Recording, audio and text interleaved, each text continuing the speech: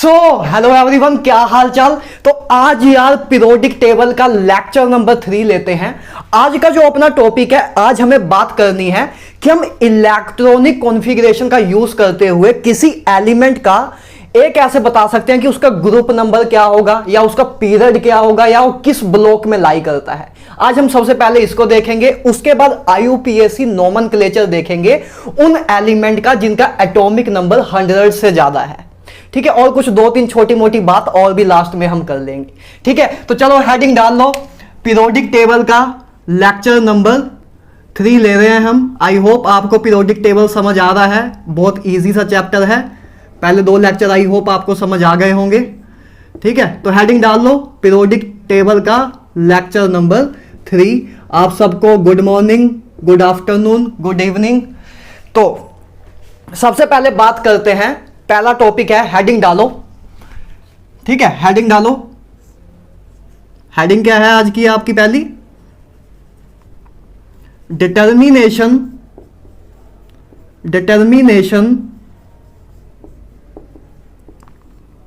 Of group number, determination of group number, period number and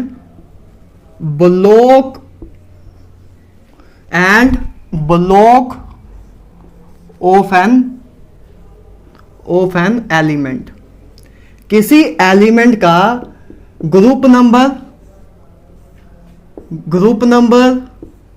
period number and block बताना आज हम देखेंगे कि कैसे निकालते हैं। वैसे तो अगर आपको मैंने पिछले लेक्चर में पूरा मॉडर्न पीरियोडिक टेबल याद करवा दिया है, तो अगर आपको पूरा मॉडर्न पीरियोडिक टेबल याद है अपने माइंड में, तो आप वैसे ही बता सकते हो। अगर आपसे कुछ भी पूछे कि आपका, जैसे पूछे आपसे फॉस्फोरस कहाँ है, तो आप बता सकते हो 15वें ग्रुप में है, 3रे पीरियड में है। अगर आपके माइंड में पीरियोडिक टेबल है तो आप बता सकते हो, राइट। लेकिन तब भी हम एक वे भी देख लेते हैं कि सोल्व करके हम कैसे निकाल सकते हैं, इलेक्ट्रॉनिक कॉन्फ़िगरेशन का यूज करके हम कैसे निकाल सकते हैं। ठीक बात है, शुरू करते हैं। चलो, ग्रुप निकालने के लिए या पीरियड निकालने के लिए या ब्लॉक निकालने के लिए सबसे पहले ना आपको यार वैलेंस शेल कॉन्फ़िगरेशन के बारे में पता होना चाहिए हर एक ब्लॉक के लिए। जैसे बात करें, इधर ही आपको एक क्लियर हो जाएगा कि वैलेंस शेल क्या होता है और आउटर मोस्ट शेल क्या होता है। इधर मैं आपको क्लियर कर दूंगा। जैसे मैं बोलूं कि एस ब्लॉक एलिमेंट के लिए, एस ब्लॉक, पहले आप बात करता हूं एस ब्लॉक एलिमेंट के लिए, इधर इनकी हम लिख रहे हैं वैलेंस शेल इलेक्ट्रॉनिक कॉन्फ़िगरेशन, है ना, वैलेंस शेल इलेक्ट्रॉनिक कॉन्फ़िगरेशन। ठीक है, इसको आप लिख लेना कॉन्फ़िगरेशन। ठीक है, तो वैलेंस शेल इलेक्ट्रॉनिक कॉन्फ़िगरेशन। अच्छा, तो सबसे पहले बात करते हैं एस ब्लॉक की। तो एस ब्लॉक की जो आपकी वैलेंस शेल कॉन्फ़िगरेशन होती है वो होती है NS1 से 2। क्या होती है? NS1 से 2। अभी हम देखेंगे क्या चीजें होती है ना, अभी हम देखेंगे। जैसे अगर हम बात करें, जैसे आपका एस ब्लॉक में आपको पता है 2 ग्रुप होते हैं। पहला ग्रुप जिसको हम अल्कली मेटल भी बोल देते हैं, और जो सेकंड ग्रुप है उसको हम बोल देते हैं अल्कलाइन अर्थ मेटल, है ना। जो लिथियम वाला ग्रुप है उसको हम अल्कली मेटल बोल देते हैं, और जो हमारा सेकंड ग्रुप है उसको हम अल्कलाइन अर्थ मेटल बोल देते हैं। इसको हम एस ब्लॉक में देखेंगे कि इसको बोलते क्यों हैं। अभी के लिए बस आप इतना याद रखो, इसको अल्कली मेटल बोलते हैं फर्स्ट ग्रुप को, और दूसरे को अल्कलाइन अर्थ मेटल बोलते हैं। ठीक बात है। अच्छा, तो अगर आप लिथियम का देखो, अगर मैं लिथियम को देखूं तो लिथियम की कॉन्फ़िगरेशन क्या होगी? आपको कॉन्फ़िगरेशन लिखनी आती है 1s2 2s1, है ना। लिथियम की कॉन्फ़िगरेशन ए होगी। अब आपको ये सब लिखना आता है, तो आपको दिख रहा है जो इसका ए है, ए इसका वैलेंस शेल है, ए इसका वैलेंस शेल है। ठीक है, ए इसका वैलेंस शेल है या आउटर मोस्ट शेल भी आप बोल सकते हो। ठीक है, एक बात याद रख लेना इधर से ही कि एस ब्लॉक और पी ब्लॉक के लिए वैलेंस शेल ही आउटर मोस्ट शेल होता है। बहुत इंपॉर्टेंट बात बता रहा हूं, आउटर मोस्ट शेल होता है। एस और पी ब्लॉक एलिमेंट्स के लिए ही वैलेंस शेल ही आउटर मोस्ट शेल के बराबर होता है, कि जो आपका आउटर मोस्ट शेल है वही आपका वैलेंस शेल होता है, वही आपका वैलेंस शेल होता है। अभी हम देखेंगे कि इनमें फर्क एक्चुअल में होता क्या है और क्यों एस और पी ब्लॉक में valence shell outermost shell के बराबर होता है, ये भी समझ लेंगे, आपको खुद ही समझ आ जाएगा। ठीक है, अभी के लिए माइंड में रखना है कि एस ब्लॉक और पी ब्लॉक के लिए वैलेंस शेल ही आउटर मोस्ट शेल होता है। ठीक बात है, तो इसी को चाहे हम वैलेंस शेल बोल दें, चाहे इसी को हम आउटर मोस्ट शेल बोल दें, है ना। जो सबसे आउटर शेल है आपका, है ना, उसको ही बोलते हैं आउटर मोस्ट शेल, है ना। ये आपका इनर शेल है ना। फर्स्ट शेल आपका इनर शेल है, फर्स्ट शेल आपका इनर शेल है और ये आपका आउटर मोस्ट शेल है। ठीक है, तो ये आपका आउटर मोस्ट शेल है। इसी तरह अगर आप सोडियम का देखो तो सोडियम की आप कॉन्फ़िगरेशन देखोगे 1s2 2s2 2p6 3s1, ठीक है, 3s1। तो आपको, और अगर आप सेकंड ग्रुप की बात करें, जैसे सेकंड ग्रुप में देखें तो सेकंड ग्रुप की बेरिलियम की कॉन्फ़िगरेशन 1s2 2s2, मैग्नीशियम की होगी 1s2 2s2 2p6। अब ये सब आप लिख सकते हो यार, है ना, इसमें तो अब आपको कोई दिक्कत नहीं हो रही होगी। ठीक है, तो ये देखो, ये आपके एस ब्लॉक एलिमेंट है। मैंने पहला ग्रुप लिया है, ये आपका पहला ग्रुप के एलिमेंट लिए हैं मैंने, ये दूसरे ग्रुप के एलिमेंट लिए, ये दूसरे ग्रुप के एलिमेंट लिए हैं। पहली बात तो इधर से आपको देखो यही क्लियर हो रहा होगा, जैसे मैंने आपको मॉडर्न पीरियोडिक टेबल में बताया था कि जो एलिमेंट्स को ग्रुप में हमने रखा है, जिन एलिमेंट को हमने ग्रुप में रखा है, उनकी valence shell electronic configuration same होती है। राइट, ये हमने लिखा था, आपको याद हो, आप देखो जाके अपने नोट्स में, हमने मॉडर्न पीरियोडिक टेबल जब शुरू किया था उसके तीसरे पॉइंट में ये चीज लिखी थी कि those element which are present in the same group have same number of valence shell electron और you can say same valence shell electronic configuration, ये हमने देखा था। राइट, तो इधर आपको क्लियरली देख रहा है कि अगर लिथियम और सोडियम एक ग्रुप में इनको क्यों रखा गया है, क्योंकि इसकी वैलेंस शेल कॉन्फ़िगरेशन देखें तो इसके वैलेंस शेल में भी एक ही इलेक्ट्रॉन है और इसके वैलेंस शेल में भी एक ही इलेक्ट्रॉन है, तो इनकी valence shell electronic configuration same थी। और मॉडर्न पीरियोडिक टेबल के अकॉर्डिंग यही था कि जिनकी valence shell electronic configuration same है उनको एक ग्रुप में रख दो, क्योंकि वैलेंस शेल इलेक्ट्रॉनिक कॉन्फ़िगरेशन अगर तुम्हारी सेम है तो तुम्हारी केमिकल और फिजिकल प्रॉपर्टीज सेम होगी।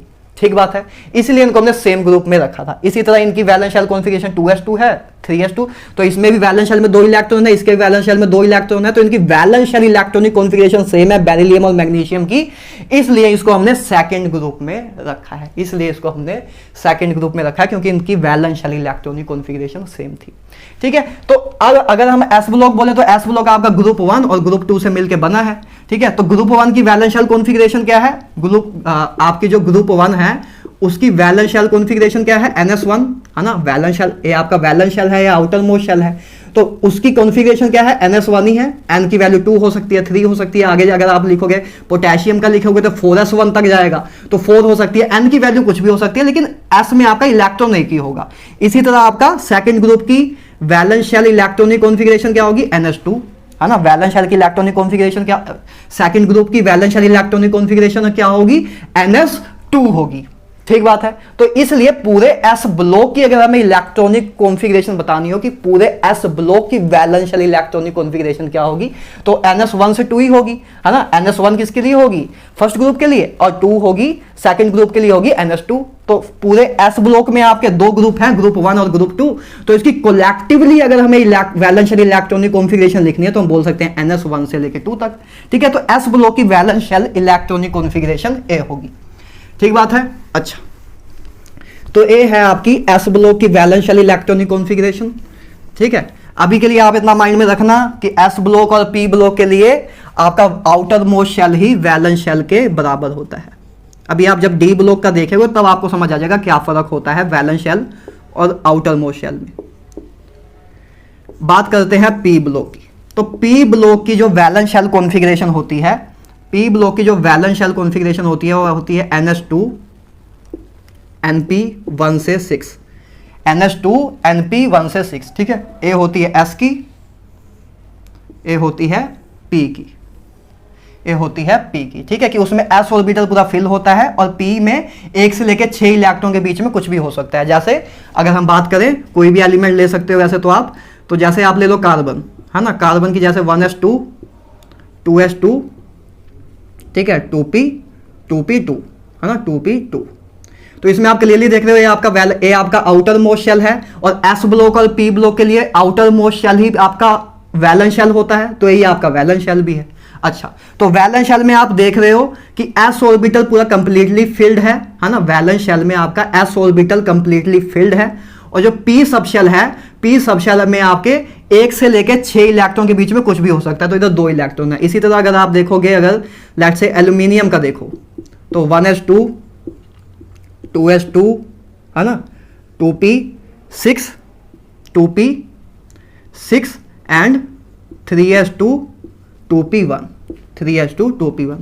तो इसमें भी आप देखोगे 3p1 है ना, 3p1 आएगा।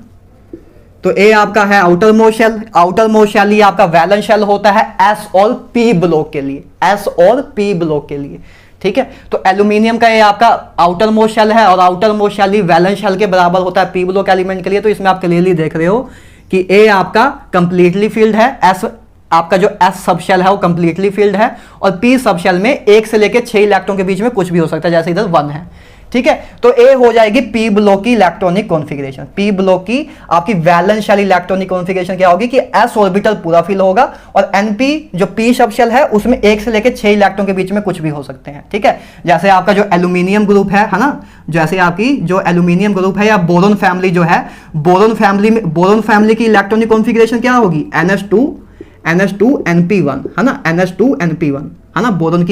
बोरोन फैमिली की इलेक्ट्रॉनिक कॉन्फ़िगरेशन क्या होगी, NH2 NP1, क्योंकि बोरोन की आप देखोगे तो 1s2 2s2 2p1 है ना, S पूरा फिल होता है, पी में एक ऑर्बिटल, पी में एक इलेक्ट्रॉन होता है। इसी तरह बोरोन फैमिली का अगला एलिमेंट क्या है, एल्यूमिनियम, बैंगन आलू गाजर इन थाली।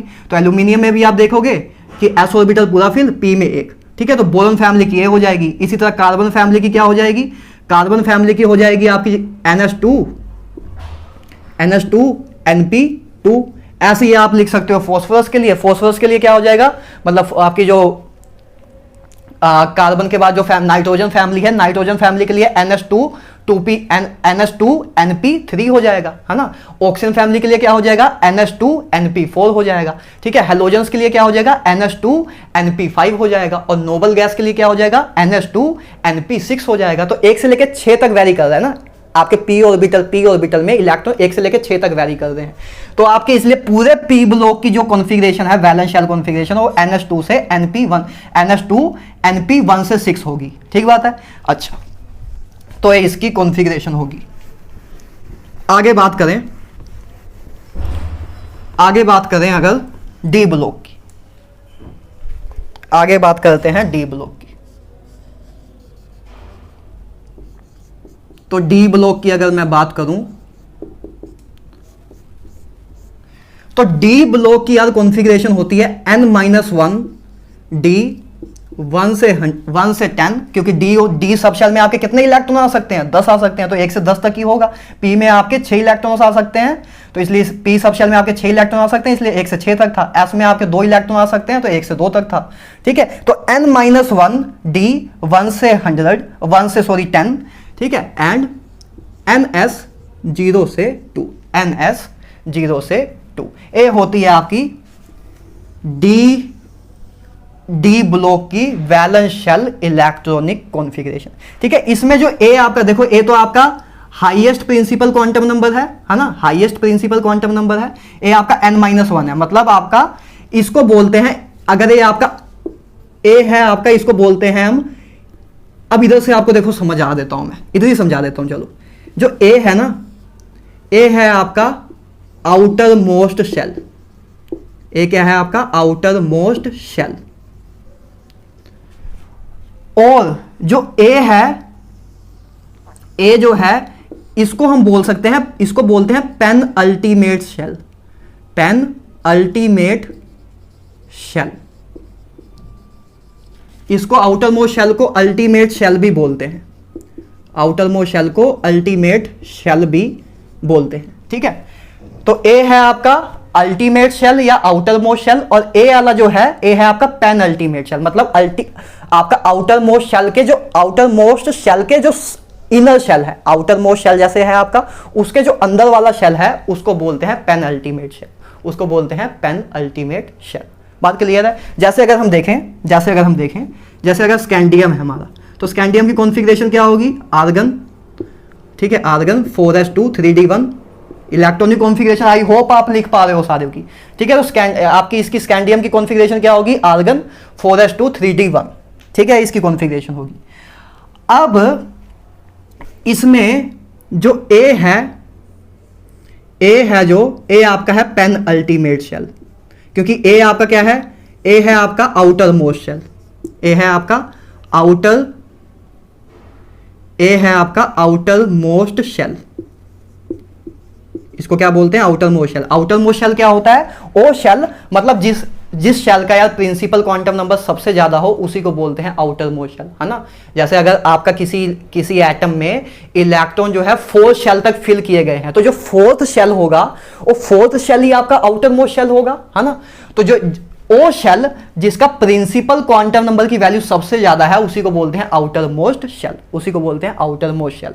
और उसके जो एक कम कर दें, मतलब 4 में से -1 कर दें, तब जो शेल होता है उसको हम बोलते हैं pen ultimate shell, pen ultimate shell, ठीक है, पेन अल्टीमेट शेल। तो n-1th वाले शेल को हम बोलते हैं पेन अल्टीमेट शेल। बात क्लियर है? अच्छा, तो ये स्कैंडियम होता है, ठीक है, स्कैंडियम की इलेक्ट्रॉनिक कॉन्फ़िगरेशन ये होती है। तो ए आपका आउटर मोस्ट शेल है। अब देखो जो ए है ना, ये पूरा 4s2 3d1, इसको बोलते हैं, इसी को बोलते हैं वैलेंस शेल, इसी को बोलते हैं वैलेंस शेल। अब समझो, इधर से एक बहुत इंपॉर्टेंट कंसेप्ट समझ लेना, केमिकल बॉन्डिंग का एक बहुत इंपॉर्टेंट कंसेप्ट क्लियर हो जाएगा। उधर भी बताऊंगा एक बात, लेकिन ध्यान से समझो। वैलेंस शेल क्या होता है, या वैलेंस शेल इलेक्ट्रॉन्स क्या होते हैं? ओ इलेक्ट्रॉन्स, ध्यान से, ओ इलेक्ट्रॉन्स जो बॉन्डिंग में पार्टिसिपेट करते हैं उनको बोलते हैं वैलेंस शेल इलेक्ट्रॉन। क्या? ओ इलेक्ट्रॉन जो बॉन्ड बनाने में काम करते हैं। जैसे आप देखते हो ना, हाइड्रोजन मॉलिक्यूल होता है जैसे, तो हाइड्रोजन मॉलिक्यूल कैसे बनता है? ऐसे एक बॉन्ड से बनता है कि हाइड्रोजन ए बॉन्ड ऐसे बनता है, ठीक है।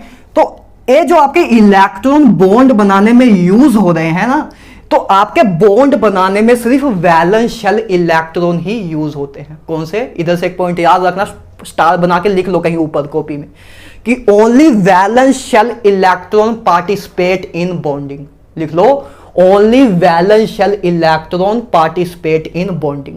लिख लिया? ठीक है। तो वैलेंस शेल इलेक्ट्रॉन्स क्या होते हैं? ओ इलेक्ट्रॉन्स जो बॉन्डिंग में पार्टिसिपेट करते हैं। तो आउटर मोस्ट शेल तो आपका ये है कि आपका, अगर मैं स्कैंडियम की बात करूं, स्कैंडियम का अगर मैं बात करूं, फर्स्ट शेल है, सेकंड शेल, थर्ड शेल, ए फोर्थ शेल, है ना, ए थर्ड शेल, ए फोर्थ शेल। क्लियर बात है? ठीक है। तो थर्ड शेल में आप देख रहे हो कि थर्ड शेल मतलब जो थर्ड शेल का जो डी वाला पार्ट है, थर्ड शेल में आपका एक डी वाले इलेक्ट्रॉन है, बाकी पी वाले और एस वाले तो है ही है, लेकिन वो अंदर आ जाते हैं ना, आर्गन के केस में आ जाते हैं। तो ए डी इलेक्ट्रॉन वाला है और एस में आपके 2 इलेक्ट्रॉन है। ए आपका फोर्थ शेल है ना, ए आपका थर्ड है, ठीक है। तो सिर्फ ए इलेक्ट्रॉन ही आपके बॉन्डिंग में पार्टिसिपेट करते हैं, बॉन्डिंग में पार्टिसिपेट करते हैं। तो अब अभी आपको क्या दिख रहा है? सबसे पहली बात तो आउटर मोस्ट शेल कौन सा है? तो आउटर मोस्ट शेल ए वाला है ना, ये सबसे आउटर मोस्ट पे है, न्यूक्लियस से सबसे आउटर साइड में क्या है? ए शेल है, ठीक है। तो फोर्थ शेल इज हमारा जो फोर्थ शेल है वो हमारा आउटर मोस्ट शेल है, इसलिए हमने लिखा कि 4s2 जो है हमारा आउटर मोस्ट शेल है। लेकिन वैलेंस शेल क्या होता है? ओ शेल या वैलेंस शेल इलेक्ट्रॉन्स, ओ इलेक्ट्रॉन्स होते हैं जो आपके बॉन्डिंग में पार्टिसिपेट करते हैं। तो बॉन्डिंग में कौन से इलेक्ट्रॉन पार्टिसिपेट करते हैं? डी ब्लॉक एलिमेंट के केस के लिए तो उसमें जो डी इलेक्ट्रॉन्स और एस इलेक्ट्रॉन दोनों पार्टिसिपेट करते हैं। तो इसलिए इसका जो वैलेंस शेल है वो एक पूरा है, ठीक है। तो याद रहेगा, ए आउटर मोस्ट शेल है। आउटर मोस्ट शेल क्या होता है? जो सबसे आउटर मोस्ट पे हो, तो जिसका सबसे हाईएस्ट प्रिंसिपल क्वांटम नंबर हो उसको बोलते हैं आउटर मोस्ट शेल। तो ये आपका आउटर मोस्ट शेल है, ठीक है। और ये पूरा जो है लेकिन आपका ये वैलेंस शेल है। वैलेंस शेल क्या होता है? ओ शेल या ओ वैलेंस शेल, ओ इलेक्ट्रॉन जो आपके बॉन्डिंग में पार्टिसिपेट करते हैं उन इलेक्ट्रॉन्स को बोलते हैं वैलेंस शेल इलेक्ट्रॉन, उन इलेक्ट्रॉन्स को बोलते हैं वैलेंस शेल इलेक्ट्रॉन, ठीक है। तो आपकी जो डी ऑर्बिटल की आपकी इलेक्ट्रॉनिक कॉन्फ़िगरेशन होती है, वैलेंस शेल इलेक्ट्रॉनिक कॉन्फ़िगरेशन क्या होती है? n-1 d 1 से 100, 1 से 10, 100 क्यों निकल रहा है मुंह से मेरे, ठीक है, 1 से 10, ठीक है, ns 0 से 2, ns 0 से 2, ठीक है, याद रहेगा। अच्छा, आगे बात करते हैं लास्ट एफ ब्लॉक की। एफ ब्लॉक की जो वैलेंस शेल इलेक्ट्रॉनिक कॉन्फ़िगरेशन है वो क्या है, n-2 एफ सब शेल में कितने इलेक्ट्रॉन भर सकते हैं, बोलो जल्दी। एफ सब शेल में 7 ऑर्बिटल होते हैं, ठीक है। तो इसमें कितने इलेक्ट्रॉन भर सकते हैं, इसमें 14 इलेक्ट्रॉन भर सकते हैं, क्योंकि एक ऑर्बिटल में 2 इलेक्ट्रॉन आ सकते हैं, तो टोटल 14 इलेक्ट्रॉन हम फिल कर सकते हैं। तो n-2 एफ 1 से 14, उसके बाद n-1 d 0 से 2 एंड ns2 ए होती है इसकी वैलेंस शेल इलेक्ट्रॉनिक कॉन्फ़िगरेशन, ए होती है इसकी valence shell electronic configuration f block element की, ठीक है। और तो देखो इसको हम क्या बोलते हैं, अल्टीमेट शेल, इसको हम बोलते हैं अल्टीमेट शेल, इसको क्या बोलते हैं, इसको बोलते हैं पेन अल्टीमेट शेल, इसको बोलते हैं जो nth शेल होता है उसको अल्टीमेट शेल, n-1th शेल होता है उसको बोलते हैं पेन अल्टीमेट शेल, और n-2th शेल जो होता है ना इसको हम बोलते हैं anti pen ultimate shell, anti pen ultimate shell, ठीक है। मतलब nth शेल को बोलते हैं, मतलब जो आपका आउटर मोस्ट शेल है उसको बोलते हैं अल्टीमेट शेल, आउटर मोस्ट के जो जस्ट उसके अंदर वाला जो शेल है उसको हम बोलते हैं पेन अल्टीमेट, और पेन अल्टीमेट के जो अंदर वाला शेल है उसको हम बोलते हैं एंटी पेन अल्टीमेट शेल, ठीक है। तो ultimate, penultimate and antepenultimate, ठीक है। तो ये आपके शेल ऐसे कभी कभी बोल देते हैं कि एंटी पेन, ये वर्ड कभी कभी यूज हो जाते हैं पेन अल्टीमेट शेल क्वेश्चन में, तो आपको पता होना चाहिए ना क्या होता है वो, ठीक है।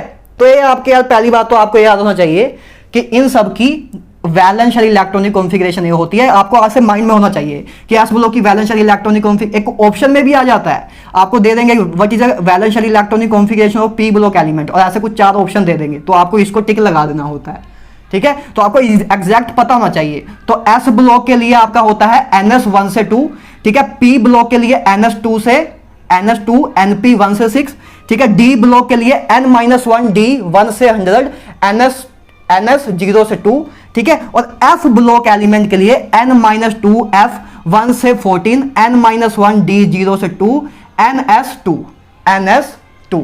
क्लियर है बात, क्लियर है, ठीक है। तो ये होती है पहली बात आपकी वैलेंस शेल इलेक्ट्रॉनिक कॉन्फ़िगरेशन। अब देखते हैं, ठीक है। आई होप इसको आपने नोट्स में लिख लिया होगा, इसको अभी ही याद रख लो, इसको अभी ही याद रख लो, क्योंकि आगे हम जितना भी करने वाले हैं वो इसके बेस पे ही होगा, ठीक है। इसको याद रखना।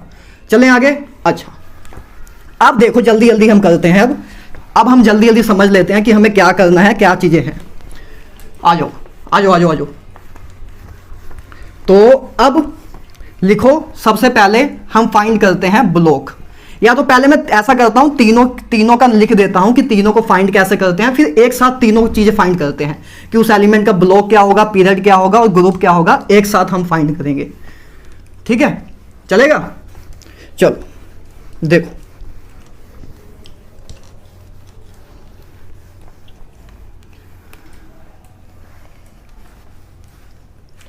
तो लिखो, सबसे पहले बात करें अगर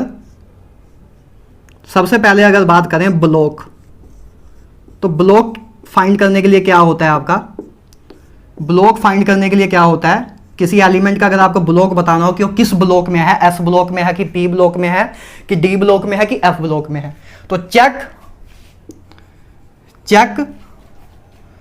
the entry of last electron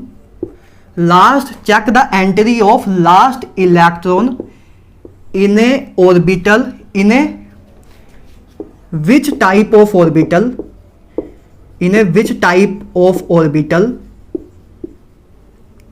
ठीक है, in a which type of orbital in a valence shell, ठीक है। इसको आप लिख लेना, in a valence shell, ठीक है। क्या है कि बस आप इलेक्ट्रॉनिक कॉन्फ़िगरेशन में देखो, आप इलेक्ट्रॉनिक कॉन्फ़िगरेशन लिख लोगे, उसके बाद ये देख लो कि जो आपका लास्ट इलेक्ट्रॉन जो आपने डाला है, जो आपने लास्ट इलेक्ट्रॉन इलेक्ट्रॉनिक कॉन्फ़िगरेशन के टाइम जब आपने इलेक्ट्रॉन्स की फिलिंग की है, तो आपने लास्ट इलेक्ट्रॉन किस ऑर्बिटल में डाला है? एस में डाला है तो एस ब्लॉक एलिमेंट होगा। अगर पी में आपका लास्ट इलेक्ट्रॉन गया है तो पी ब्लॉक एलिमेंट होगा। अगर डी में गया है तो डी ब्लॉक एलिमेंट होगा। और अगर एफ में आपका लास्ट इलेक्ट्रॉन गया है तो आपका वो एफ ब्लॉक एलिमेंट होगा। अभी देखेंगे, ठीक है, अभी के लिए आप इतना रखो माइंड में। आगे बात करें, फिर एक साथ देख लेंगे ना तीनों चीजें। आगे बात करते हैं पीरियड की। आगे बात करें पीरियड की, तो हम पीरियड कैसे बता सकते हैं कि किसी एलिमेंट का पीरियड क्या होगा? किसी एलिमेंट का पीरियड क्या होगा, ये कैसे बताएंगे? तो पीरियड बताने के लिए क्या करना है? Check the biggest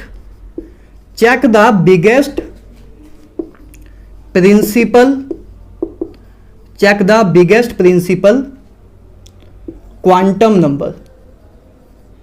check the biggest principal quantum number, ठीक है, इन इलेक्ट्रॉनिक कॉन्फ़िगरेशन।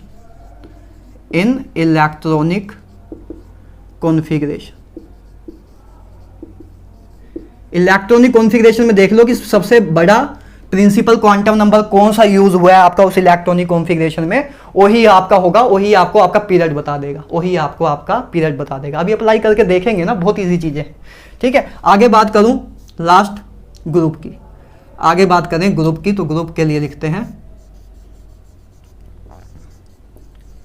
ग्रुप। अगर हमें किसी एलिमेंट का ग्रुप बताना हो तो कैसे बताएंगे? देखो,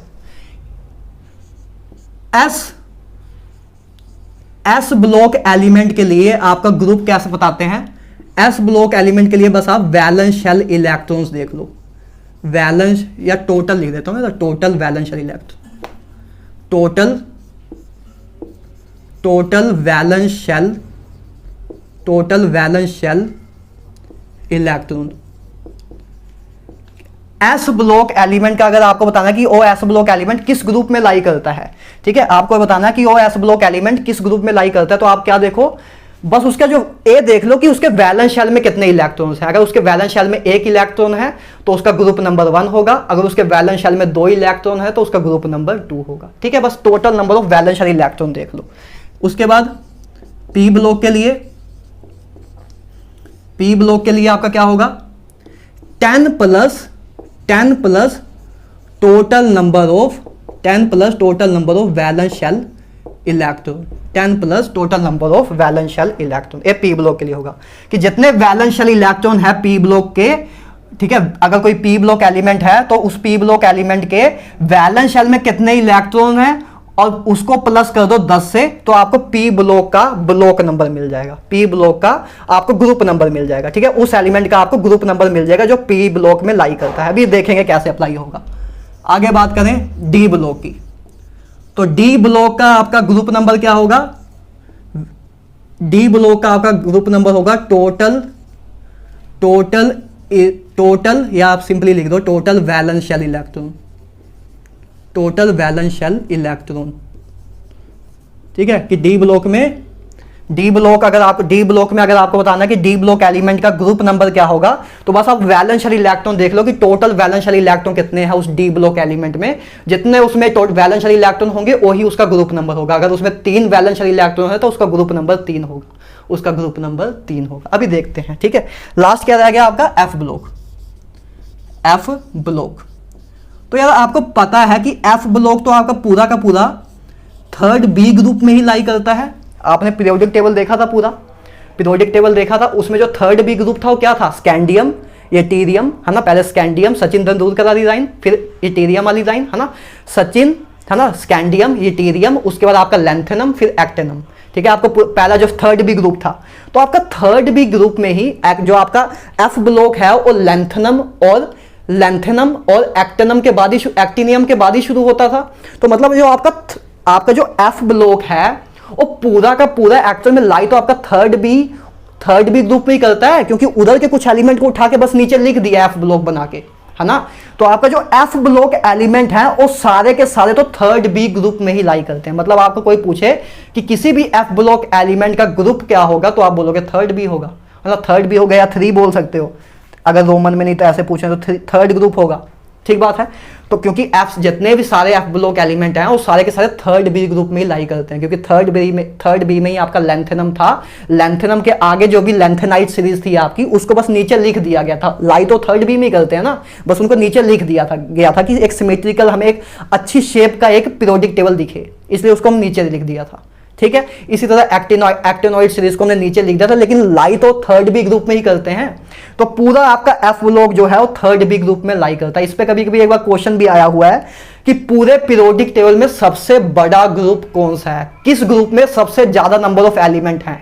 तो third B is a biggest group in a periodic table.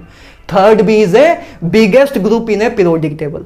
बात ठीक है? अच्छा ठीक है, तो ऐसे हम बताते हैं। ब्लॉक बताने के लिए क्या करते हैं, लास्ट इलेक्ट्रॉन की एंट्री देखते हैं। अब हम ठीक है लास्ट चेक करते हैं कि entry of last electron in which type of orbital in a valence shell.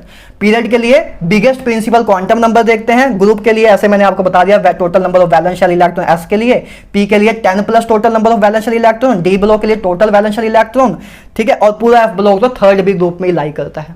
देखते हैं आप कैसे निकालना है। जैसे मान लो आपको बताना है एल्यूमिनियम का, क्वेश्चन देखते हैं ना, क्वेश्चन देखते हैं।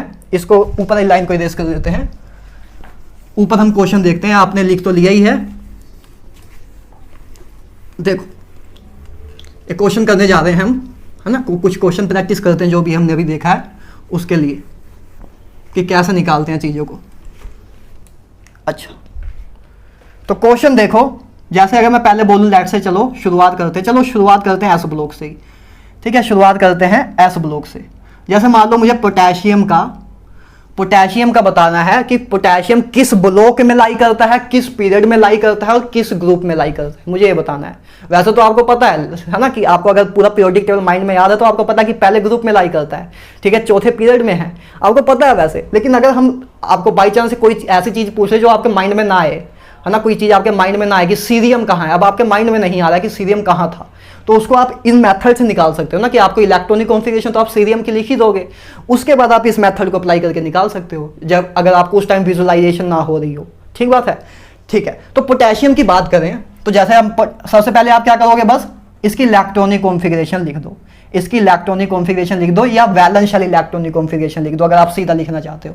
ठीक है, तो अगर मैं इसकी पूरी लिखना चाहूँ एक बार तो एक बार मैं पूरी लिख देता हूँ, उसके बाद वैलेंस शेल लिखा करेंगे हम 3s2 3p6 एंड 4s1। ए इसकी इलेक्ट्रॉनिक कॉन्फ़िगरेशन होगी पूरी, है ना, जिसमें ए इसका वैलेंस शेल होगा, ए इसका वैलेंस शेल होगा। ठीक बात है? अच्छा तो सबसे पहली बात ब्लॉक बताने के लिए, ब्लॉक कैसे बताते हैं, check the entry of last electron in a which type of orbital in a valence shell. आपको ये देखना है कि लास्ट इलेक्ट्रॉन किस टाइप के ऑर्बिटल में एंटर किया है वैलेंस शेल में। तो ये आपका वैलेंस शेल है, तो लास्ट इलेक्ट्रॉन आपका कहां एंटर किया है, एस सब शेल में एंटर किया है या एस ऑर्बिटल में एंटर किया है। ठीक बात है, जो आपका लास्ट इलेक्ट्रॉन था वो आपका कहां गया, वो आपका एस ऑर्बिटल में गया, इसलिए इसका ब्लॉक क्या हुआ, एस ब्लॉक हुआ। तो बस ब्लॉक बताने के लिए आप क्या चेक करोगे कि ये देख लो कि लास्ट इलेक्ट्रॉन की एंट्री कहां हुई है, कि लास्ट इलेक्ट्रॉन किस ऑर्बिटल में एंटर किया है, कि वो एस ऑर्बिटल में एंटर किया है, क्या वो पी ऑर्बिटल में एंटर किया है, क्या वो डी ऑर्बिटल में एंटर किया है, क्या वो एफ ऑर्बिटल में एंटर किया है। तो इसमें आपका लास्ट इलेक्ट्रॉन जो है वो एस ऑर्बिटल में एंटर किया था, इसलिए इसको हमने एस ब्लॉक एलिमेंट बोला, इसलिए इसको हमने एस ब्लॉक एलिमेंट बोला। तो पहले सबसे पहले हमने ब्लॉक निकाल लिया, ठीक है, कि लास्ट इलेक्ट्रॉन आपका एस ऑर्बिटल में एंटर किया। अच्छा आगे पीरियड बताना है, तो पीरियड बताने के लिए क्या करना है कि इलेक्ट्रॉनिक कॉन्फ़िगरेशन में देखो कि बिगेस्ट प्रिंसिपल क्वांटम नंबर क्या है, ये तो देखना आसान ही है। Biggest principal quantum number n की मैक्सिमम वैल्यू क्या है इस कॉन्फ़िगरेशन में, तो 4 ही है ना, एन की मैक्सिमम वैल्यू 4 ही है। तो इसका पीरियड कितना आ जाएगा, इसका पीरियड आ जाएगा 4, फोर्थ पीरियड आ जाएगा, है ना, फोर्थ पीरियड आ जाएगा। बस इलेक्ट्रॉनिक कॉन्फ़िगरेशन पीरियड निकालना तो बहुत आसान है यार, इलेक्ट्रॉनिक कॉन्फ़िगरेशन लिखो, उसमें देख लो कि बिगेस्ट प्रिंसिपल क्वांटम नंबर क्या है, तो बिगेस्ट प्रिंसिपल क्वांटम नंबर 4 था, तो वही होगा आपका पीरियड, वही आपको पीरियड दे देगा। तो इसका पीरियड क्या है, फोर्थ पीरियड है। आगे बात करें ग्रुप की, तो ग्रुप क्या होगा, एस ब्लॉक एलिमेंट्स के लिए पहले आपको ये पता लग गया कि पोटेशियम जो है एस ब्लॉक एलिमेंट है, तो एस ब्लॉक एलिमेंट के लिए जो ग्रुप नंबर होता है वो बराबर होता है total number of valence shell electron. तो वैलेंस शेल ये है आपका आउटर मोस्ट शेल, ये आपका वैलेंस शेल होता है एस और पी ब्लॉक के लिए, डी ब्लॉक के लिए अलग होता है, डी ब्लॉक के लिए वैलेंस शेल और आउटर मोस्ट शेल अलग अलग चीज होती है। ठीक बात है? अच्छा तो एस सब शेल के लिए आपका जो, अगर पोटेशियम की बात करूं तो आपका एस ब्लॉक एलिमेंट के लिए टोटल वैलेंस शेल इलेक्ट्रॉन देख लो। तो ये आपका एस ब्लॉक एलिमेंट था, तो इसके वैलेंस शेल में टोटल कितने इलेक्ट्रॉन है? एक ही है। तो इसका ग्रुप नंबर क्या हो जाएगा? इसका ग्रुप नंबर हो जाएगा 1। इसका ग्रुप नंबर हो जाएगा 1। तो हमने ब्लॉक बता दिया कि पोटेशियम आपका एस ब्लॉक में लाई करता है, 4th पीरियड में है और ग्रुप पहले में है। तो हमने तीनों चीजें बता दी कि उसकी हमने ग्रुप नंबर बता दिया, पीरियड नंबर बता दिया और ब्लॉक बता दिया और किस में लाई करता है। बस इन तीन चीजों का यूज करके, ठीक है। इसी तरह अगर हम देखना चाहें, जैसे मान लो हम देखना चाहते हैं मैग्नीशियम का, है ना, मैग्नीशियम का देखें तो 1s2 2s2 2p6, ठीक है, 3s2, और चाहूं तो मैं इसको ऐसे भी लिख सकता हूं, है ना, नियोन 3s2, है ना, नोबल गैस का यूज करते हुए। अगर मैं चाहूं तो शॉर्ट में ऐसे भी लिख सकता हूं। अगर मैं थक गया हूं तो मैं ऐसे छोटे में लिख दूंगा, ठीक है, तो मैं ऐसे भी लिख सकता हूं। तो अब देखें अगर, ठीक है, तो सबसे पहले check the entry of a last electron in which type of orbital in a valence shell. तो यही आपका वैलेंस शेल है, यही आपका वैलेंस शेल है। तो आपका लास्ट इलेक्ट्रॉन कहां एंटर किया है? एस ऑर्बिटल में। लास्ट इलेक्ट्रॉन आपका एस ऑर्बिटल में एंटर किया है, तो सबसे पहली बात एस ब्लॉक होगा। ब्लॉक कौन सा होगा इसका? S block. पीरियड क्या होगा? पीरियड देख लो बस, बिगेस्ट प्रिंसिपल क्वांटम नंबर। तो बिगेस्ट प्रिंसिपल क्वांटम नंबर क्या है इस पूरी इलेक्ट्रॉनिक कॉन्फ़िगरेशन में? 3 ही है ना, 3 इसका। तो इसका पीरियड क्या हो जाएगा? 3rd पीरियड हो जाएगा। पीरियड क्या हो जाएगा? 3rd हो जाएगा।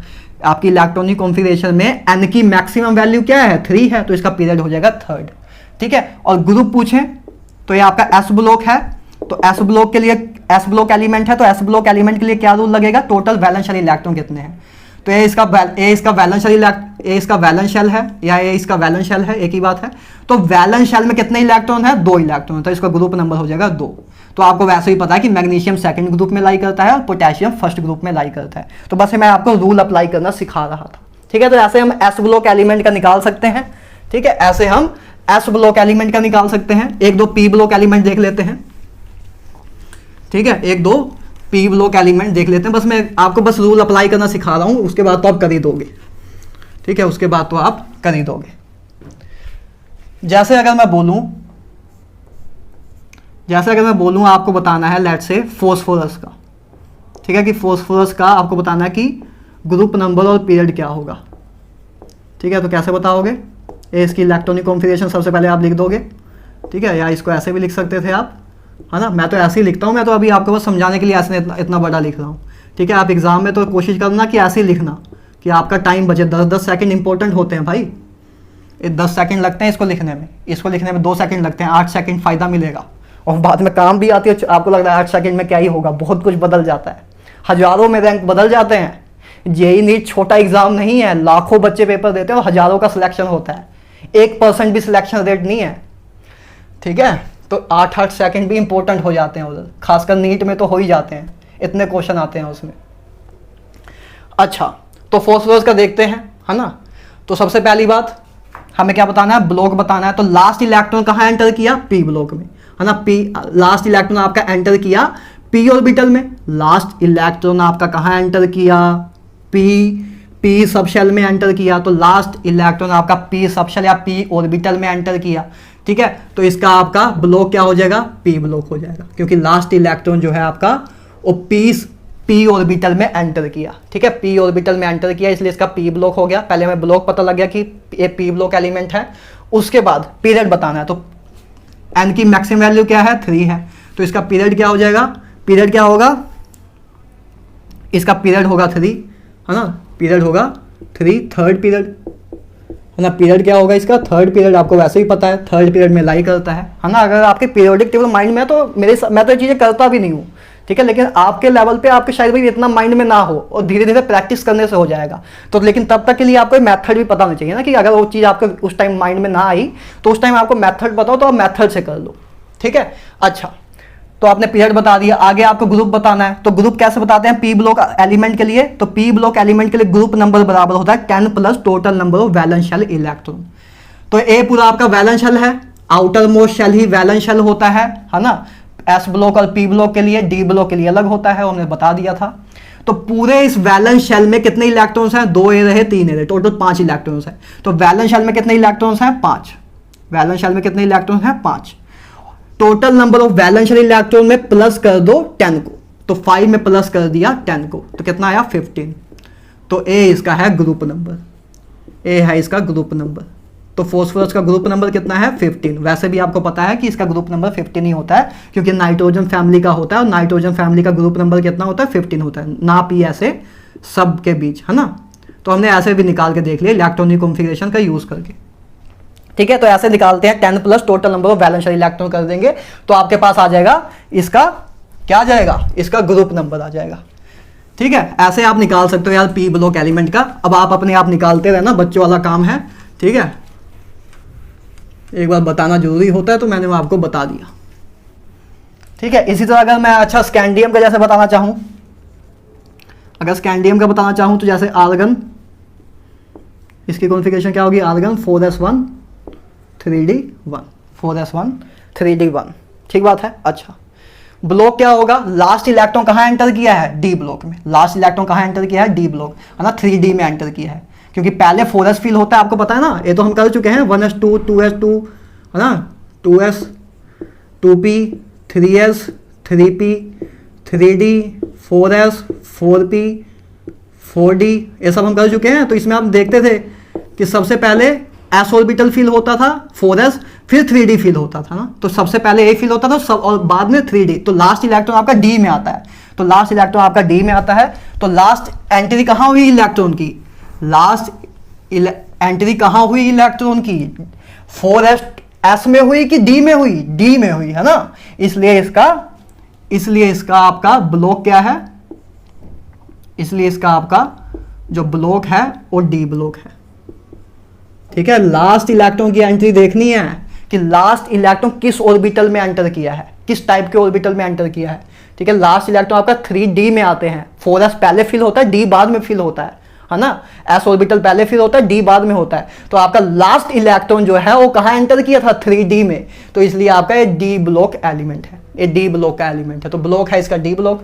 अच्छा उसके बाद आपको अगर पीरियड बताना है तो बिगेस्ट प्रिंसिपल क्वांटम नंबर क्या है, 4 है, तो इसका पीरियड क्या होगा, 4th पीरियड होगा, है ना, 4th पीरियड होगा। इलेक्ट्रॉनिक कॉन्फ़िगरेशन में बिगेस्ट प्रिंसिपल क्वांटम नंबर आपको क्या बता देता है, पीरियड बता देता है, तो इसका पीरियड क्या होगा, 4th होगा।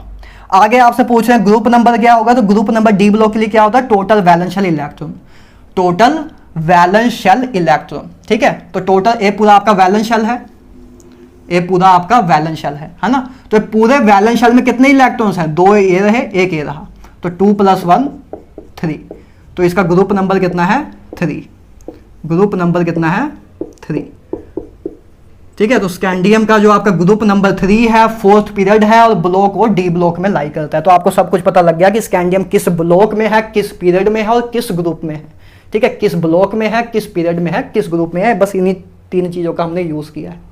बात क्लियर है, ठीक है। तो ऐसे हम यार यूज़ करके किसी भी एलिमेंट का ग्रुप, पीरियड, ये सब चीज़ें निकाल सकते हैं। अच्छा आपको याद हो, ठीक है, ये सब तो अब आप कर लोगे ना यार कि ब्लॉक बताना है, पीरियड बताना है, ग्रुप बताना है कि आप कैसे निकालना है, बहुत सिंपल सा है, हमने सब निकाल के क्वेश्चन भी देख लिए 2-4, ठीक है। तो अब आप कर लोगे। अच्छा एक चीज़ मैंने आपको याद हो तो मैंने पिछले लेक्चर में बोला था कि मैं आपको बताऊंगा कि एक ट्रांजिशन एलिमेंट अलग होते हैं कुछ, है ना। देखो ट्रांजिशन एलिमेंट के बारे में कुछ बात हुई थी हमारी, है ना, उसको समझ लेते हैं। देखो इधर ही समझ आ जाएगा ना, मैंने कहा था कि आपको अगले लेक्चर में बताऊंगा, तो मैं अपना वादा आपको पूरा कर दूं। देखो ट्रांजिशन एलिमेंट क्या होते हैं, मैंने बोला था कि सारे d block element except zinc, cadmium और मरकरी, सारे डी ब्लॉक एलिमेंट, सिर्फ जिंक, कैडमियम और मरकरी को छोड़ दूं, उसके अलावा बाकी जितने भी डी ब्लॉक एलिमेंट हैं वो आपके ट्रांजिशन एलिमेंट होते हैं। अब ये समझ लेते हैं कि zinc, cadmium, mercury transition element क्यों नहीं होते। देखो ट्रांजिशन एलिमेंट की डेफिनेशन क्या होती है, ट्रांजिशन एलिमेंट की डेफिनेशन क्या होती है, अगर इसको इरेज कर देते हैं ना, अब तो चलो अभी जरूरत शायद पड़ सकती है, इसको लिख लेते हैं, चलो इधर ही, चलो ट्रांजिशन एलिमेंट क्या होते हैं, एक छोटी सी डेफिनेशन, वैसे तो मैं डी ब्लॉक जब आपको कराऊंगा तब भी बताऊंगा, ठीक है। तो ट्रांजिशन एलिमेंट क्या होते हैं, the D block elements, the D block elements which have incomplete incomplete D orbital, incomplete D orbitals, ठीक है, incomplete D orbital in normal state, in normal state और इन स्टेबल, और इन स्टेबल ऑक्सीडेशन स्टेट, और in stable oxidation state. मतलब ये transition element की definition होती है। ट्रांजिशन एलिमेंट क्या होते हैं? ओ डी ब्लॉक एलिमेंट जिनमें इनकम्प्लीट डी ऑर्बिटल्स हो, इनकम्प्लीट डी ऑर्बिटल हो इन नॉर्मल स्टेट और इन ए स्टेबल ऑक्सीडेशन स्टेट। जैसे कि समझते हैं क्या बोल रहे हैं। जैसे मैं बात करूं स्कैंडियम की, तो इसकी कॉन्फ़िगरेशन क्या है? आर्गन, है ना, 4s2 3d1, 4s2 3d1, ये इसकी कॉन्फ़िगरेशन है। तो आपको क्लियरली दिख रहा है कि जो डी सबशेल है, जो आपका 3d वाला सबशेल है ना, इसमें एक ही इलेक्ट्रॉन है, बाकी ऑर्बिटल अनकंप्लीट है ना, इनकम्प्लीट है, और ये भी आपका हाफ फील्ड ही है। तो इसमें इनकम्प्लीट ऑर्बिटल है ना, आपका जो डी और आपका जो डी सबशेल है, ये डी सबशेल आपका पूरा फिल नहीं है ना, ये डी सबशेल आपका पूरा फिल नहीं है। तो ये आपका क्या होगा? ये आपका ट्रांजिशन एलिमेंट है। तो मतलब स्कैंडियम आपका ट्रांजिशन एलिमेंट है। मतलब वो एलिमेंट जिनमें आपके डी सबशेल पूरा फिल ना हो इन ए नॉर्मल स्टेट और इन ए स्टेबल ऑक्सीडेशन स्टेट, उनको हम बोलते हैं ट्रांजिशन एलिमेंट। जैसे स्कैंडियम के केस में आपका जो डी ऑर्बिटल है पूरा फिल, जो डी सबशेल है वो पूरा फिल नहीं है, ठीक है, इसमें कुछ इनकम्प्लीट है, इम्पटी डी ऑर्बिटल्स इसमें प्रेजेंट है, इसलिए आपको इसको हम ट्रांजिशन एलिमेंट बोल सकते हैं, क्योंकि ये डेफिनेशन को फॉलो कर रहा है। आगे जैसे मैं बात करूं कॉपर की, स्कैंडियम तो हो गया, ठीक है। इसी तरह अगर मैं बात करूं कॉपर की, तो कॉपर की इलेक्ट्रॉनिक कॉन्फ़िगरेशन क्या होती है? आर्गन, है ना, 4s1 3d10, है ना, याद है, एक्सेप्शनल इलेक्ट्रॉनिक कॉन्फ़िगरेशन बताया हुआ है, इसका रीजन भी बताया हुआ है, ठीक है। अब आपको इधर रीजन नहीं बता सकता, उधर आपको बता चुका हूं, नहीं तो जाके देखो एक बार वापस इलेक्ट्रॉनिक कॉन्फ़िगरेशन का लेक्चर, ठीक है। तो इसकी कॉपर की electronic configuration argon 4s1 3d10 होती है। अब इसमें तो आपको दिख रहा है कि डी जो ऑर्बिटल है या डी सबशेल जो है आपका, वो तो कंप्लीटली फिल्ड है। तो क्या है? ट्रांजिशन एलिमेंट नहीं है? नहीं, ये ट्रांजिशन एलिमेंट है। क्यों है? क्योंकि देखो मैंने ये बोला है कि डी ऑर्बिटल इनकम्प्लीट हो, डी ऑर्बिटल्स इनकम्प्लीटली फिल्ड हो नॉर्मल स्टेट में या स्टेबल ऑक्सीडेशन स्टेट में। तो कॉपर की नॉर्मल स्टेट में, मतलब जब कॉपर ऐसे है तब तो इसका डी ऑर्बिटल इनकम्प्लीटली है ना, तब तो इसका जो डी ऑर्बिटल वो कंप्लीटली फिल्ड है।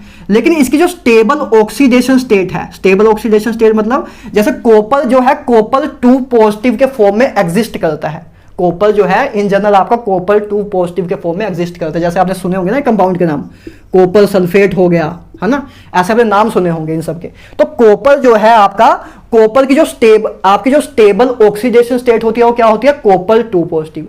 तो इसकी स्टेबल ऑक्सीडेशन स्टेट है, इसकी स्टेबल ऑक्सीडेशन स्टेट है। तो इसकी स्टेबल ऑक्सीडेशन स्टेट की कॉन्फ़िगरेशन क्या होगी?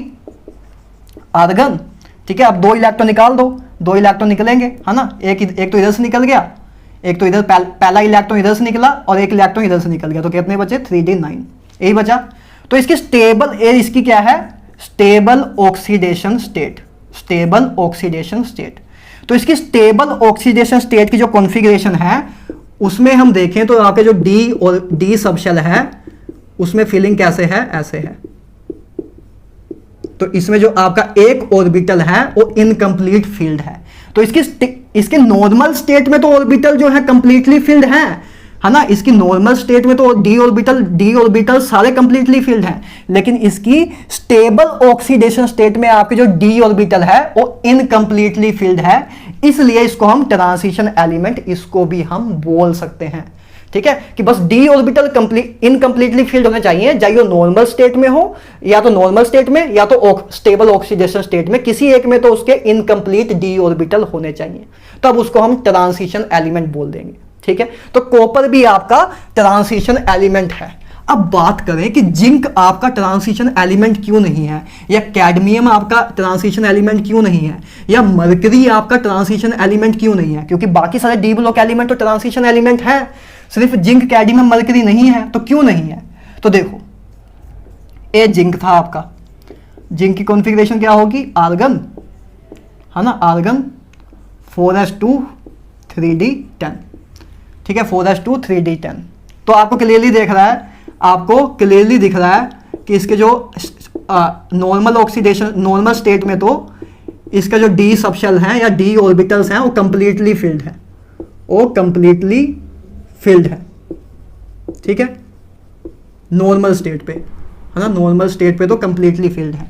अब इसकी स्टेबल ऑक्सीडेशन स्टेट में देखते हैं, तो इसकी स्टेबल ऑक्सीडेशन स्टेट क्या होती है, इसकी भी Zn2 पॉजिटिव होती है ना, जिंक हमेशा जिंक 2 पॉजिटिव के फॉर्म में एग्जिस्ट करता है, तो इसकी स्टेबल ऑक्सीडेशन स्टेट है।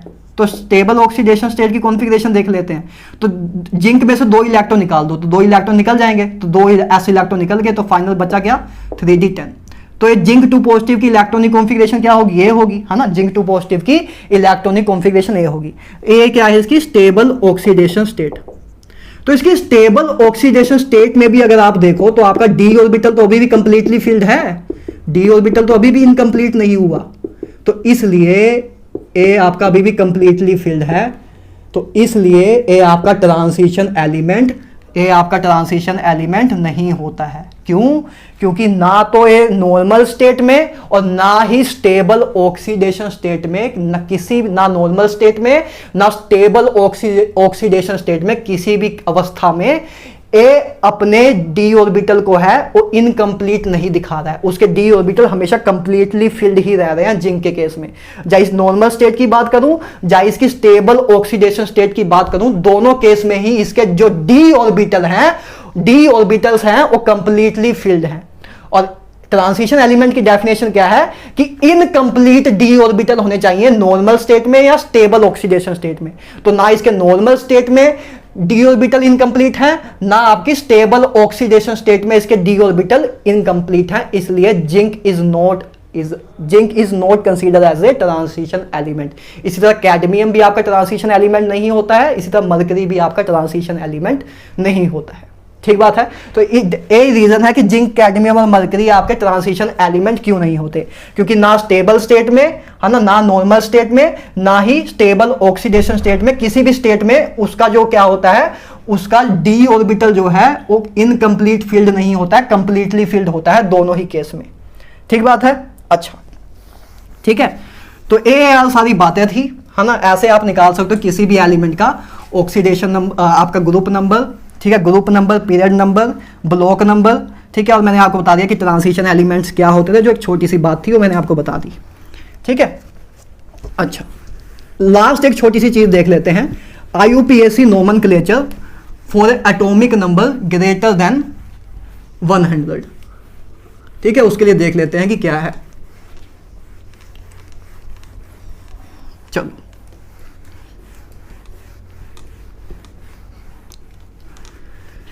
मेरे बाद किसको सताओगे, मुझे किस तरह से मिटाओगे, मुझको तो बर्बाद किया है और किसे बर्बाद करोगे, मेरे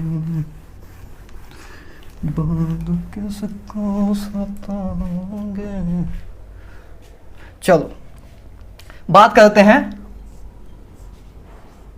लास्ट टॉपिक की, जो आज का आपका है IUPAC नोमेनक्लेचर। किनके लिए? जिनका एटॉमिक नंबर 100 से ज़्यादा है, उनके लिए हम IUPAC नोमेनक्लेचर देख रहे हैं कि कैसे लिखते हैं, उनका नाम कैसे लिखते हैं, उनका नामकरण कैसे करते हैं, उसकी हम बात करेंगे। ठीक है, तो उसके लिए आपको क्या देखना है, देखो, अन,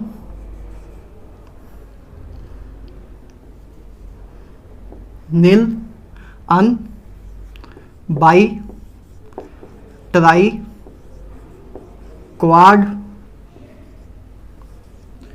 paint, hex, sept, oct, enn. देखो, नील बोलते हैं जीरो को, अन बोलते हैं 1 को, बाई बोलते हैं 2 को, ट्राई यूज़ किया जाता है 3 के लिए, क्वाड यूज़ किया जाता है 4 के लिए, पेंट यूज़ किया जाता है 5 के लिए, हेक्स यूज़ किया जाता है 6 के लिए, सेप्ट यूज़ किया जाता है 7 के लिए, ओक्ट यूज़ किया जाता है 8 के लिए, और इन यूज़ किया जाता है 9 के लिए। बस पहले आपको इतना माइंड में हो चाहिए। नील को नील 0 के लिए रिसेंबल किया गया है नील वर्ड को, 1 के लिए अन को, 2 के लिए रिसेंबल किया गया है बाई वर्ड को, 3 के लिए ट्राई, 4 के लिए क्वाड, 5 के लिए पेंट, हेक्स के लिए 6 के लिए हेक्स, 7 के लिए सेप्ट, 8 के लिए ओक्ट, 9 के लिए इन। ठीक है, पहली बात बस ये आपको पता होना चाहिए। ठीक है, ये आपको पता होना चाहिए। अब लिखते हैं, जैसे मान लो अगर हमें 101th मान लो एक एलिमेंट है जिसका एटॉमिक नंबर है 101। ठीक है, इसका आपको नेम लिखना है, इसका IUPAC नोमेनक्लेचर लिखना है। तो कैसे लिखोगे, देखो 1 के लिए क्या बोलते हैं, 1 के लिए यूज होता है अन। ठीक है, आपको 101th एलिमेंट का, ओ एलिमेंट जिसका एटॉमिक नंबर 101 है, उसका आपको IUPAC नोमेनक्लेचर लिखना है। ठीक बात है। अच्छा, तो 101 है तो सबसे पहले 1 है, तो 1 के लिए क्या यूज करते हैं, अन। ठीक है, तो सबसे पहले लिखो अन, सबसे पहले लिखो अन, है ना। यू कैपिटल में लिखा सबसे पहला, क्योंकि सबसे पहला वर्ड कैपिटल में लिखते हैं, तो सबसे पहले UN लिखा। ठीक है, उसके बाद 0 के लिए नील यूज करते हैं, सबसे पहले 1 लिखा, 1 के लिए अन लिख दिया। अब आया 0 के लिए क्या यूज करते हैं, नील, तो 0 के लिए यूज होता है नील, तो नील लिखा उसके बाद। ठीक है, आगे उसके बाद क्या है 1, तो 1 के लिए फिर अन यूज करते हैं, तो UN, इतना लिख लिया आपने। देखो 1 के लिए क्या लिखा, अन। ठीक है, 0 के लिए नील, फिर 1 के लिए अन। ठीक है, फिर हमने लिख दिया, तो अन नील अन लिखा, 1 के लिए अन, नील के लिए 0, है ना, अन के लिए 1 के लिए अन फिर लिखा, इतना लिख दिया। ठीक है, आपने इसके अकॉर्डिंग 101 को डिकोड करके लिख दिया। ठीक है, अच्छा, बस उसके बाद लास्ट में आपको IUM लगा देना है। क्या लगा देना है, IUM। ठीक है, तो ए इसका नोमेनक्लेचर है, ए इसका IUPAC नाम है। ठीक है, 101th एलिमेंट का IUPAC नेम क्या है, अननील अनियम। ठीक है, अननील अनियम। ठीक है, ए इसका IUPAC नोमेनक्लेचर है। जैसे और देखते हैं, जैसे मान लो 107th एलिमेंट के लिए लिखना है, किसके लिए, 107th एलिमेंट के लिए कैसे लिखेंगे। अच्छा, इसको शॉर्ट में ऐसे भी लिख देते हैं ना, कि देखो पहला है U, पहला हम पहला जो पहला वर्ड है उसका U उठाया। ठीक है, U, दूसरा जो आपका है उसका N उठाया, स्मॉल n, तीसरे का फिर U उठाया, तो U। इसको शॉर्ट में ऐसे भी लिख देते हैं ना, UNU, है ना, पहला U कैपिटल में, बाकी ये आपका A वाला N, है ना, पहला 1 था तो 1 का अन का जो U उठाया पहला वर्ड, दूसरा आपका क्या था, 0 था, तो 0 नील से डोनेट करते हैं, तो नील का N उठाया, उसका फिर 1 आया, तो 1 के लिए अन लिखते हैं, तो अन का U उठाया, तो इसको UNU भी लिख देते हैं शॉर्ट फॉर्म में। ठीक है, इसको UNU भी लिख देते हैं शॉर्ट फॉर्म में। इसी तरह अगर हम देखें 107 का, तो 107 1 के लिए क्या लिखते हैं, अन, 0 के लिए नील, तो नेम क्या हो जाएगा, अननील। 7 के लिए सेप्ट, है ना, 7 के लिए सेप्ट, तो 7 के लिए सेप्ट। ठीक है, बस पहला वर्ड ही कैपिटल में लिखना है, बाकी सारे आपके स्मॉल में होंगे। ठीक है, अननील सेप्ट। ठीक है, ये लिखा, लास्ट में आप IUM लगा दो, तो ये इसका IUPAC नेम है। बोलो यार, बच्चों वाली बातें हैं, लिख दोगे ना यार। ठीक है, और इसको शॉर्ट में कैसे लिख सकते हैं, कैपिटल U, ठीक है, कैपिटल U, स्मॉल n, उसके बाद स्मॉल s, तो UNS इसका शॉर्ट फॉर्म में ऐसे हम लिख सकते हैं, कोड के फॉर्म में। ठीक है, तो पहले अन का U, नील का स्मॉल n और सेप्ट का स्मॉल s, तो हमने उससे लिख दिया उसका कोड के फॉर्म में। इसी तरह आप किसी का भी लिख सकते हो, जैसे अगर आपको बोले 109 का, है ना, 109 का क्या हो जाएगा, अन, है ना, अन, फिर नील, है ना, अननील, उसके बाद आपका 9 के लिए क्या होता है, इन, 9 के लिए इन, तो ENNIUM, ए हो जाएगा इसका नेम, है ना, अननील इनियम। ठीक है, तो ये हो जाएगा Z109 के लिए हो जाएगा। इसको शॉर्ट फॉर्म में अगर कोड के फॉर्म में लिखना हो तो U, है ना, UNE, तो इसका शॉर्ट फॉर्म में ऐसे इसको हम लिख सकते हैं। बोलो ठीक बात है, लिख लोगे ना। जैसे अब अगर हमें 1110 का लिखना हो तो कैसे लिखोगे, Z इक्वल टू अगर 1110 है तो कैसे लिखोगे,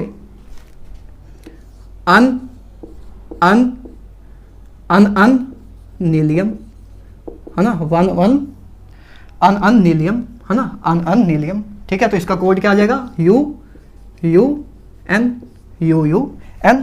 ठीक है, तो ऐसे हम लिख देंगे। ठीक है, तो ऐसे यार आप किसी भी चीज, किसी भी एलिमेंट का IUPAC नोमेनक्लेचर लिख सकते हो जिसका एटॉमिक नंबर 100 से ज्यादा हो। उसका आपको कभी कभी ये पूछ लेते हैं, अभी नीट में आए भी हुए हैं 1-2 क्वेश्चन, मैं आपको DPP में दे दूंगा, उसको आप कर लेना। ठीक है, तो ऐसे आप IUPAC नोमेनक्लेचर लिखते हो किसी भी एलिमेंट का, बच्चों वाला काम है ये, तो अगर मैं 4th क्लास के बच्चे को समझाऊं वो भी लिख देगा। ठीक है, फ्री के मार्क्स वाला टॉपिक है, क्लियर है। ठीक है, सिंपल सी चीज है, बस आपको ये पता हो, उसके बाद लिख दोगे, मतलब जो चीजें उसको लिख दोगे, लास्ट में IUM लगा दोगे, काम खत्म। ठीक है, तो ये होता है यार IUPAC नोमेनक्लेचर आपका उन एलिमेंट का जिनका एटॉमिक नंबर 100 से ज्यादा हो, जिनका एटॉमिक नंबर 100 से ज्यादा हो, उनका IUPAC नोमेनक्लेचर ऐसे लिखते हैं। ठीक है, अच्छा तो ये था। अच्छा, लास्ट में चाहो तो कुछ यार 2-3 इंपॉर्टेंट पॉइंट लिख सकते हो मॉडर्न पीरियोडिक टेबल के, उसके बाद आपका पूरा मॉडर्न पीरियोडिक टेबल खत्म होता है। फिर हम नेक्स्ट लेक्चर में पीरियोडिसिटी को शुरू करेंगे। ठीक है, नेक्स्ट लेक्चर से आपका पीरियोडिसिटी शुरू होगा, पीरियोडिसिटी एंड इट्स प्रॉपर्टी शुरू होगा, और अगले 4-5 लेक्चर उसी पे हैं। ठीक है, अलग अलग पीरियोडिक प्रॉपर्टीज हम देखेंगे। आज के लिए अगर कुछ इंपॉर्टेंट पॉइंट लिखना चाहते हो तो ये लिख सकते हो, है ना। तो जैसे कुछ छोटे मोटे पॉइंट, सम हेडिंग डाल सकते हो, some important points to remember, जो याद रखने जोगे हैं, जिसको हम याद रख सकते हैं, हमारे फायदे के लिए बातें हैं। ठीक है, some important points to remember. अच्छा, पहली चीज, total number of element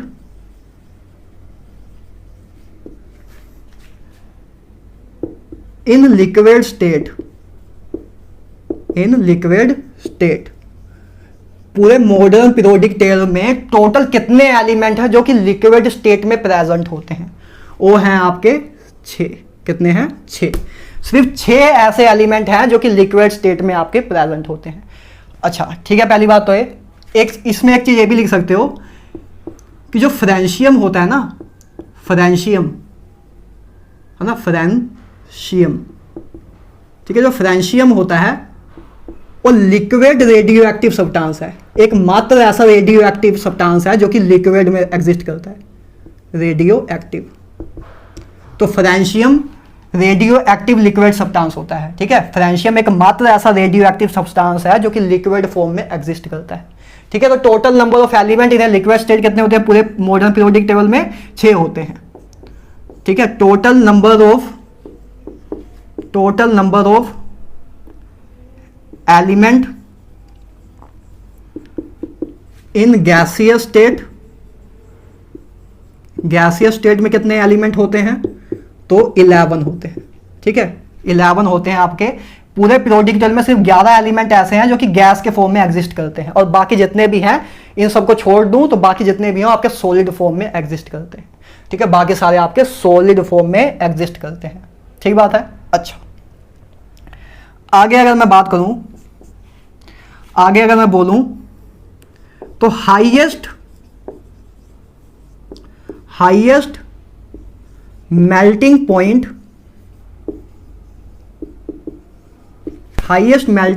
element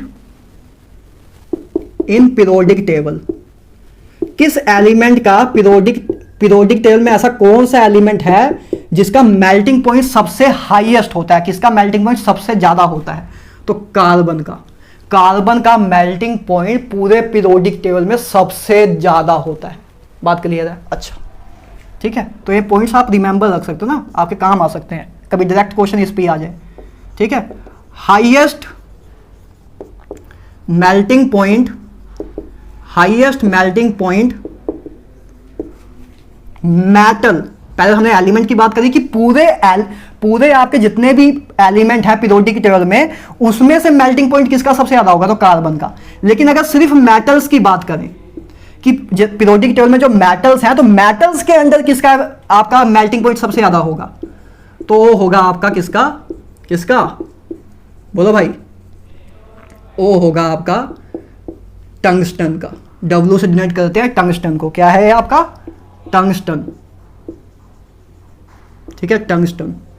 तो टंगस्टन का मेल्टिंग पॉइंट सबसे ज्यादा होता है आपके पूरे पीरियोडिक टेबल में मेटल के केस में, ठीक है। पूरे पीरियोडिक टेबल में किसका मेल्टिंग पॉइंट सबसे ज्यादा होता है? कार्बन का। लेकिन अगर पीरियोडिक टेबल में सब मेटल, सिर्फ मेटल में अगर हम कंपैरिजन करें कि पूरे पीरियोडिक टेबल में जितने भी आपके मेटल्स हैं उसमें से किसका सबसे ज्यादा आपका मेल्टिंग पॉइंट हाईएस्ट होता है, तो टंगस्टन का सबसे ज्यादा होता है, ठीक है। जब मेटल्स में देखें तो टंगस्टन का, अगर पूरे पीरियोडिक टेबल में देखें तो कार्बन का, ठीक बात है। अच्छा, आगे हाईएस्ट डेंसिटी, कौन से एलिमेंट की डेंसिटी हाईएस्ट होती है? तो ओस्मियम, ओस्मियम एंड इरिडियम की, ओस्मियम एंड इरिडियम की, ये दो एलिमेंट की डेंसिटी सबसे हाईएस्ट होती है पीरियोडिक टेबल में। और प्रिसाइसली बोलूं तो ओस्मियम की सबसे ज्यादा होती है, सबसे ज्यादा ओस्मियम की, फिर इरिडियम की। इनमें डेंसिटी का डिफरेंस लगभग बराबरी होता है, लेकिन तब भी आप कंपैरिजन देखना चाहो तो ओस्मियम की सबसे ज्यादा होती है, फिर इरिडियम की। तो ओस्मियम और इरिडियम की डेंसिटी सबसे हाईएस्ट होती है पूरे पीरियोडिक टेबल में, और सबसे ज्यादा अगर बोलूं तो ओस्मियम की होती है, ठीक बात है। अच्छा, आगे first B element, first B element को कोइनेज एलिमेंट भी बोल देते हैं, या कोइनेज मेटल्स बोल देते हैं, कुछ भी बोल लो, ठीक है। First B element, first B group कौन सा होता है? फर्स्ट बी ग्रुप कौन सा होता है? कौन सा था? कॉपर, सिल्वर, गोल्ड वाला, इसी को बोलते थे फर्स्ट बी ग्रुप आपका ही था। पीरियोडिक टेबल याद करो यार, ठीक है। फर्स्ट बी ग्रुप आपका ही था, है ना, कॉपर, सिल्वर और गोल्ड वाला ग्रुप, उसको ही हम फर्स्ट बी ग्रुप बोलते थे। फर्स्ट बी ग्रुप में आपके 3 एलिमेंट होते थे, तो इनको हम कोइनेज मेटल बोल देते हैं। क्यों बोलते हैं? क्योंकि सिक्के बनाने के काम आते हैं ना, जैसे कॉपर आपके चांदी के सिक्के बनाने के, सोने के सिक्के बनाने के, या कॉपर के सिक्के बनाने के काम आता है ना, ये सारे सिक्के बनाने के काम आते हैं, इसलिए इसको हम कोइनेज मेटल भी बोल देते हैं। अच्छा, जो आपका सेकंड बी ग्रुप है, इसको हम सेकंड बी ग्रुप को हम वोलेटाइल मेटल्स बोल देते हैं, वोलेटाइल मेटल्स बोल देते हैं। मतलब कौन से हैं? जिंक, कैडमियम, मरकरी को। सेकंड बी ग्रुप में क्या होता है? जिंक, कैडमियम, मरकरी, उनको हम वोलेटाइल मेटल्स बोल देते हैं। क्यों वोलेटाइल मेटल बोलते हैं? वोलेटाइल का मतलब क्या कि जो भाप बन के उड़ जाए, है ना, जिनकी इवेपोरेशन जल्दी हो जाए। तो इनको फिर वोलेटाइल जल्दी क्यों हो जाते हैं इसका आप समझ सकते हो ना, क्योंकि इसमें आपके क्या होता है, एक ट्रांजिशन एलिमेंट क्यों नहीं है? क्योंकि इसके डी ऑर्बिटल कंप्लीटली फिल्ड होते हैं, हमेशा इनकम्प्लीट नहीं होते। मतलब बॉन्डिंग में, जब बॉन्ड बनाने में इसके डी ऑर्बिटल कभी भी पार्टिसिपेट नहीं करते, ठीक है। आप लिख सकते हो, अगर लिखना चाहो, because D orbitals does not participate in bonding, तो जो डी ऑर्बिटल्स हैं या डी ऑर्बिटल्स के इलेक्ट्रॉन हैं, वो बॉन्डिंग में पार्टिसिपेट नहीं करते, बॉन्ड बनाने में पार्टिसिपेशन नहीं करते। तो जब वो बॉन्ड बनाने में पार्टिसिपेशन नहीं करते तो मतलब बॉन्ड वीक बनेंगे, बॉन्ड कम बनेंगे, मतलब अट्रैक्शन कम होगी, तो उनको जल्दी तोड़ सकते हैं, मतलब इवेपोरेशन ज्यादा हो सकती है, इसीलिए इन थर्ड बी ग्रुप को हम वोलेटाइल मेटल्स भी बोल देते हैं, ठीक बात है। अच्छा, तो ये यार कुछ इंपॉर्टेंट पॉइंट है। अच्छा, एक चीज और रखना चाहो तो रख सकते हो, 8 पॉइंट। जो यूरेनियम है ना, यूरेनियम आप देखोगे एफ ब्लॉक में आपका 3rd या 4th एलिमेंट होगा। तो यूरेनियम जो है ना, एक्टेनॉइड सीरीज में है ना, एक्टेनॉइड सीरीज में आप देखोगे तो यूरेनियम एक आपको एलिमेंट दिखेगा। तो यूरेनियम के जितने आगे वाले एलिमेंट है ना, अगर आपका यूरेनियम है ना, यूरेनियम के जितने भी आगे वाले एलिमेंट है ना, जो आप देखो एक्टेनॉइड सीरीज देखो यार, एक्टेनॉइड सीरीज आपको पता है एफ ब्लॉक एलिमेंट है, पहली सीरीज लेंथेनॉइड सीरीज, दूसरी एक्टेनॉइड सीरीज। एक्टेनॉइड सीरीज में आप तीसरा एलिमेंट देखोगे वो यूरेनियम है, ठीक है। तो यूरेनियम के बाद वाले जितने भी एलिमेंट हैं, उनको हम ट्रांस यूरेनिक एलिमेंट बोलते हैं। क्या बोलते हैं? ट्रांस यूरेनिक एलिमेंट्स, ठीक है। यूरेनियम के बाद वाले जितने भी एफ ब्लॉक एलिमेंट्स हैं उनको हम ट्रांस यूरेनिक एलिमेंट्स बोलते हैं, है ना। यूरेनियम के बाद वाले जितने भी एलिमेंट हैं उनको हम क्या बोलते हैं? ट्रांस यूरेनिक एलिमेंट बोलते हैं, ठीक बात है। तो ये कुछ इंपॉर्टेंट पॉइंट है जिसको आप माइंड में रख सकते हो। मॉडर्न पीरियोडिक टेबल में कुछ भी अगर आपको डाटा वाइज क्वेश्चन कोई पूछे कि किसकी डेंसिटी सबसे ज्यादा होती है, तो आपको पता होना चाहिए कि ओस्मियम और इरिडियम की डेंसिटी सबसे ज्यादा होती है। किसका मेल्टिंग पॉइंट ज्यादा होता है? कार्बन का, मेटल में टंगस्टन का, ठीक है। तो छोटी मोटी बातें थी जो हमने डिस्कस कर ली। तो that's all about today lecture. आज हमें जितना करना था हमने कर लिया, ग्रुप निकालना सीख लिया, पेड़ निकालना सीख लिया, ब्लॉक निकालना सीख लिया, IUPAC नोमेनक्लेचर देख लिया और लास्ट में कुछ इंपॉर्टेंट पॉइंट देख ले मॉडर्न पीरियोडिक टेबल के। तो आज आपका पूरा मॉडर्न पीरियोडिक टेबल खत्म होता है। इसी के साथ साथ अब कल से हम periodicity and it's periodicity and periodic property वाले चीजों में जाएंगे और उसको हम अच्छे से डिस्कस करेंगे। आगे के जो 5-6 लेक्चर हैं उसी पे हैं पूरे पूरे, ठीक है। मॉडर्न पीरियोडिक टेबल आज आपको इधर खत्म होता है। मिलते हैं चलो नेक्स्ट लेक्चर में। DPP आपको दे दी जाएगी डिस्क्रिप्शन में, उसको करते रहना रेगुलर। आपको रोज एक DPP मिलेगी, जब भी लेक्चर आएगा आपको DPP जरूर मिलेगी, ठीक है। हाँ, बस इन केस ऐसा कोई टॉपिक हो जिस पे कोई क्वेश्चन बनते ही नहीं है, थ्योरी वाइज हो, तो उस पे नहीं देंगे, लेकिन मैक्सिमम केसेस में आपको हर एक लेक्चर में DPP मिलेगी, ठीक है। तो आज आपको DPP मिल जाएगी, इसके क्वेश्चन प्रैक्टिस कर लेना, ठीक है। आज के लिए इतना ही, मिलते हैं नेक्स्ट वीडियो में। Have a good day.